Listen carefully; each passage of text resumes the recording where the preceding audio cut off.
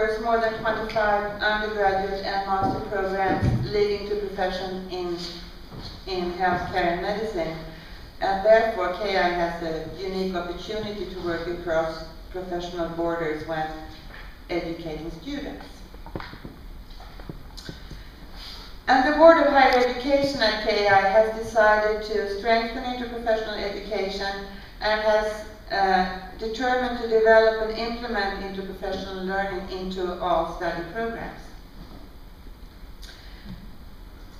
with the aim to promote collaboration between students and faculty across study programs and to prepare students to become competent team members in future professional teams in order to provide high quality and safe healthcare.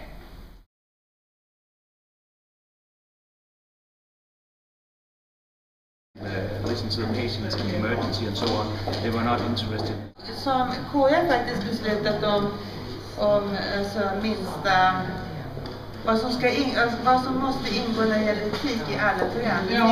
Det finns ett innehåll. We were talking about different kinds of settings that we had in professional learning situations and what kind of assessment we could do in this.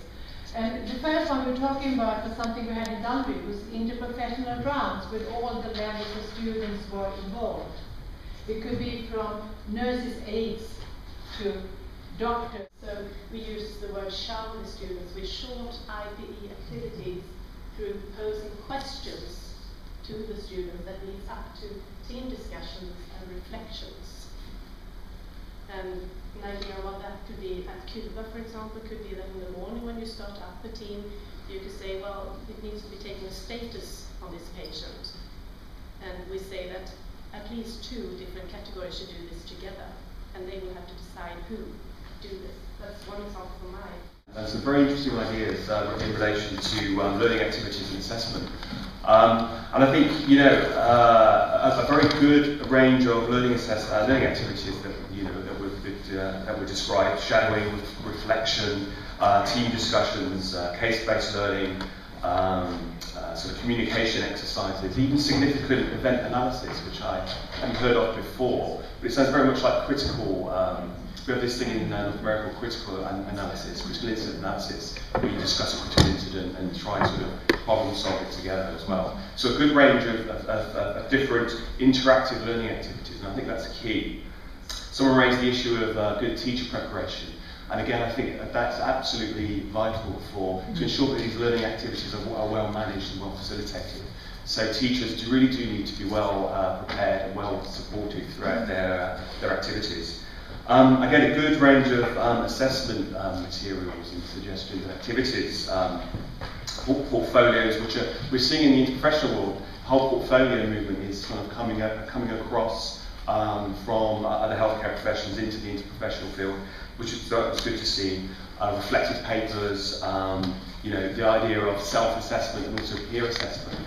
And I think that, you know, those things are very important as well. But I think overall, what's sort of striking for me, and I think what's needed, is a good range of interactive learning activities, and they need to be sort of embedded throughout the curricula. So starting with sort of relatively straightforward activities in terms of introductions, in terms of understanding what each other does from different professional perspectives, through to more complicated interactions. You know, through ultimately, I think, to sort of training ward models. So where students can get on the ward or, you know, interact in clinical settings, and then, you know, bring them back and get them to reflect upon their experiences.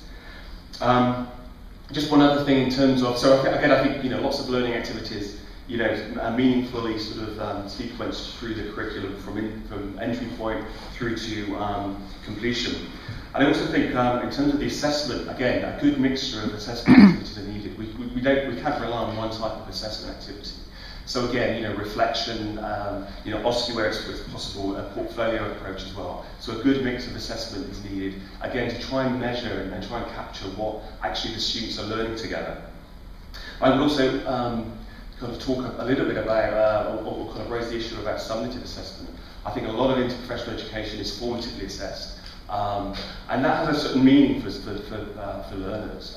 It doesn't carry as much significance for them. So I think where possible, make the learning of interprofessional education a summatively assessed activity. So it carries a lot more weight, that if they don't finish and complete this interprofessional learning task, then they don't complete their course overall. So again, I think it's about moving and thinking about assessment, because assessment in IP hasn't really been done particularly well. I think the field is very good at creating very innovative learning activities, but assessing them in a comprehensive manner is being something which is lagging. So I think it's work for us to do.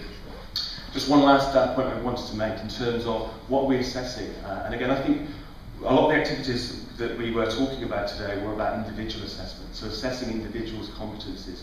But I also think we need to be mindful about the idea of a collaborative assessment as well. So assessment activities which try and assess the group's work together.